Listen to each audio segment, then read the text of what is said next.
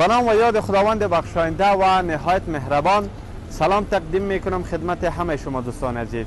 امیدوار هستم که در صحت و سلامتی به سر ببرید. امروز تاریخ 2 فوریه سال 2024 است و شما بیننده توزیع نان خشک هستید که از طرف فامیل محترم ماریا جان صدقه نمودن. صدقهشان در دربار الله متعال خداوند قبول و منظور بگردانه و برای ماریا جان خداوند صحت کامل نصیب بکنه.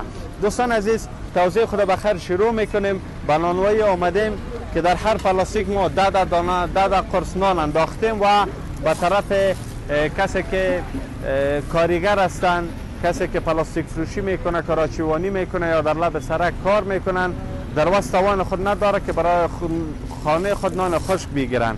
ما برشان ان شاء الله الرحمن در پلاستیک یا را پاکت کردیم 10 دانه نان و به طرف فقیرها و یا به طرف مسکینان یا را میبریم. دوستان عزیز، در هر پلاستیک ما 10 دانه قرص نان وجود دارد که 33 خلطه میشه که 330 نان هستند. دوستان عزیز، میریم بخیر توزیع خود شروع میکنیم، با ما باشید.